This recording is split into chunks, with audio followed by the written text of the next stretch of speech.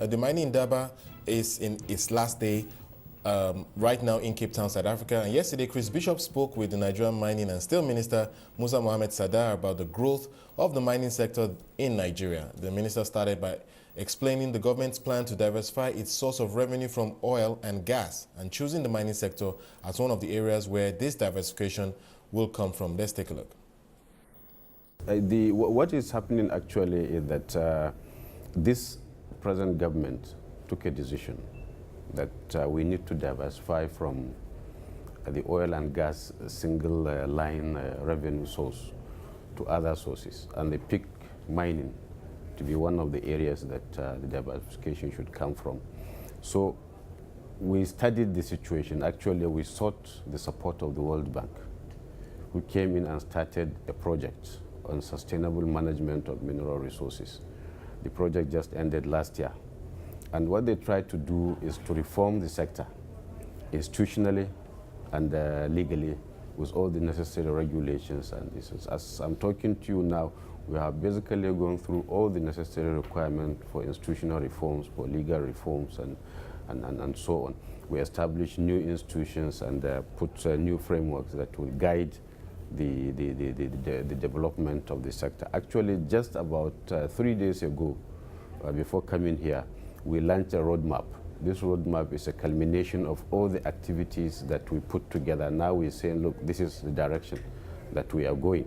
So in it, we try to show in the immediate, what do we do? What is it that we can do in the immediate? In the intermediate, what do we want to do?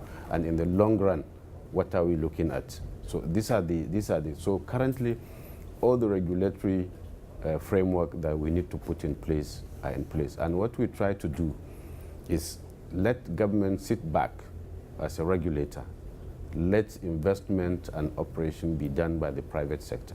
This is precisely the backbone of the reform itself. If I was a foreign investor, how quickly could I come into your country and get my rights and start mining?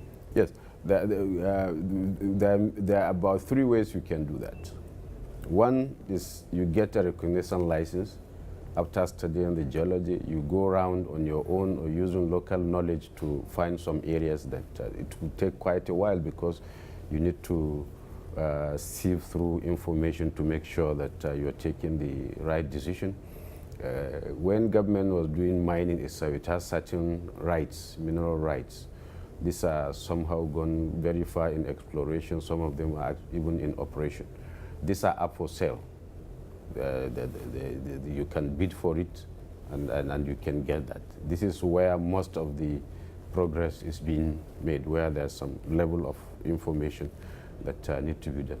Thirdly, we encourage joint ventures or transfers from those people that have knowledge of the geology or have done some work in certain areas but are unable to move forward because of funds or skills. Then we encourage such joint venture or transfers so that it moves forward. So in any of these 3, you find yourself. What we try to do is, most of the government organs that treat your requests are not within the bureaucracy of government. There are agencies, body corporate that you can go to and do business. For instance, if you are looking for any type of mining right, you go to a cadastre office that is an independent organization, and they have their own guidelines as to how you do business with them. And these guidelines are in the laws, are in the regulations. If you find yourself being shortchanged from what those guidelines give, you can seek legal redress.